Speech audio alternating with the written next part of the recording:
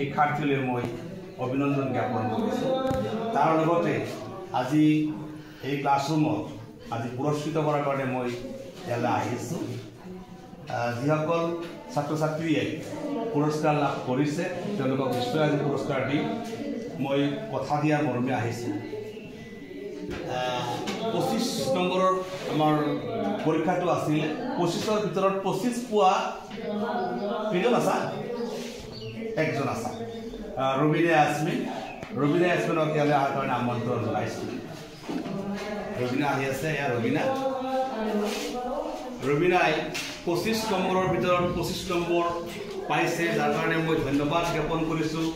আৰু আগন্তুক জীৱনটো অতি সুখময় হ'ব তাৰে আশাৰে মই এটা পুৰস্কাৰ আগবঢ়াম। তাইলৈ কিছু প্ৰশ্নৰ ভিতৰত লিখা আছে বঢ়িয়াকৈ। তোমাৰ আশীৰ্বাদ স্বৰূপ এই পুৰস্কাৰটো গ্ৰহণ কৰাৰ কাৰণে মই আমন্ত্ৰণ জনাইছোঁ।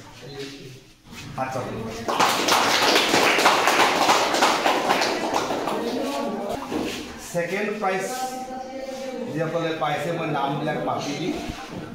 আমাৰ এইটো মৰিয়ম চিকদাৰক ইয়ালৈ আমন্ত্ৰণ জনাইছোঁ।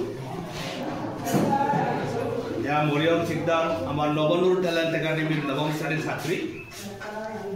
মৰিয়ম চিকদাৰ, তুমি ছেকেণ্ড প্ৰাইজ পাইছা, অৰ্থাৎ তুমি 24 নম্বৰৰ ভিতৰত 25ৰ ভিতৰত কি পাইছা? 24 নম্বৰ লাভ কৰিছা। মই ধন্যবাদ জ্ঞাপন কৰিছোঁ।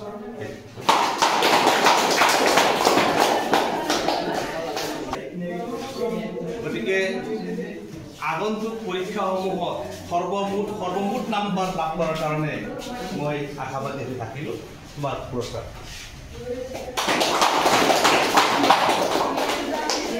ইয়াৰ পিছত আন এগৰাকী আমাৰ ছাত্ৰীয়ে হয়, ছাত্ৰীজন মাজনী খাতুনক মই ইয়ালৈ আমন্ত্ৰণ জনাইছোঁ। মাজনী খাতুনে আজি মোৰ পৰা ছেকেণ্ড পুৰস্কাৰ লাভ কৰিব। তাইও 25 নম্বৰৰ ভিতৰত 24 নম্বৰ লাভ কৰিছিলে। গতিকে মই আগন্তুক পৰীক্ষাসমূহত আৰু ভাল মাৰ্ক লাভ কৰিব পাৰে, মই তাৰ কাৰণে আশাবাদী হৈ থাকিলোঁ। মই পুৰস্কাৰ এইখিনিতে পুৰস্কাৰ দিয়া কাৰ্যসূচীটো এইখিনিতে মই বন্ধ ৰাখিছোঁ, বন্ধ ঘোষণা কৰা হৈছে। আৰু তাৰ লগতে 23ও পাইছে, কোনোবাই 22ও পাইছে, তেওঁলোকক দিব লাগিছিল নিয়মমতে। কিন্তু মই ফাৰ্ষ্ট আৰু ছেকেণ্ড মই চিলেকশ্যন কৰিছোঁ, সেইমতে পুৰস্কাৰটো দিছোঁ। এতিয়া মই সকলো কেইজন ছাত্ৰ ছাত্ৰীলৈ মোৰ আন্তৰিক শুভেচ্ছা জ্ঞাপন কৰিছোঁ।